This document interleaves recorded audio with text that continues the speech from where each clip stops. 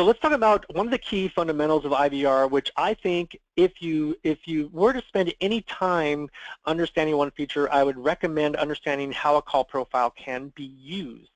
What is a call profile? Really get to know this feature.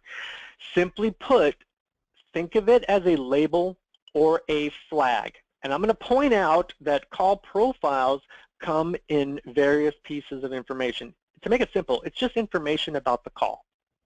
Now, a call profile is information associated with the call, such as what time did the call come in, what's the length of the call currently, what's the caller ID of the person calling.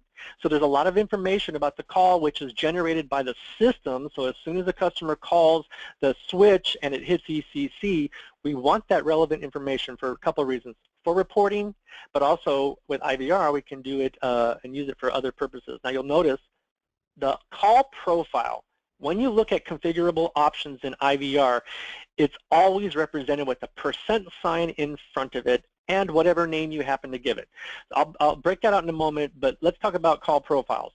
The system has what are known as mandatory call profiles. These are system-generated pieces of information. They already exist in the contact center, such as Annie, which is the caller ID, the time the call entered the ACD, the callback destination if they're doing a callback in queue. So there's lots of information generated by contact center that already exists as part of the call. Now here's the best part.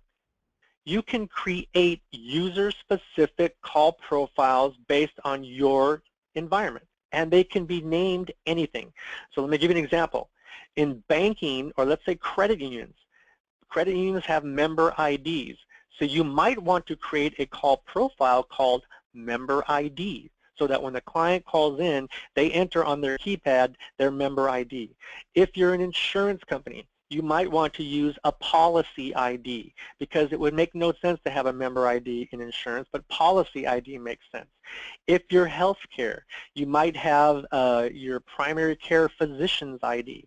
So my point here is that because I can create these custom pieces or buckets or flags, I can do things very specific to my environment. So make it simple, it's a label or a flag. I'm going to show that to you in a moment. To break it out in simple terms, in ECC indicator, you'll notice on the right-hand side of my screen in that red rectangle, the very first digits you see on the top one where it says 654321, that's the account number. That's a custom call profile. And next to that is $98.14. That's the account balance. But the rest of the information comes from the system. There's the caller ID. There's 1-562-435-3484, time of call, etc. Down at the bottom, in the lower right-hand side, you know we affectionately talk about the toaster pop.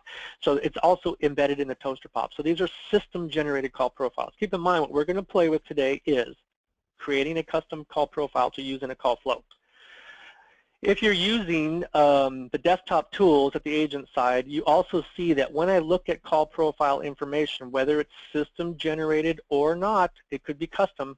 When a call is in queue, I see the information. Now the rectangle on top is if I'm an agent on an active call, I will see it this way. If I'm a supervisor or an agent watching the queues, I can actually see all the callers and their specific information. You'll notice the account balance and account number are listed there too. So when I pass through IVR, I can collect this information and hold it while I'm in queue. So this has tremendous value when you're looking at calls in queue, but we also use the information for other purposes. So that's my overview on call profiles. I realize that's a quick hit. If you have questions about call profiles, use the email training@inflowcommunications.com and we can navigate a one-on-one call.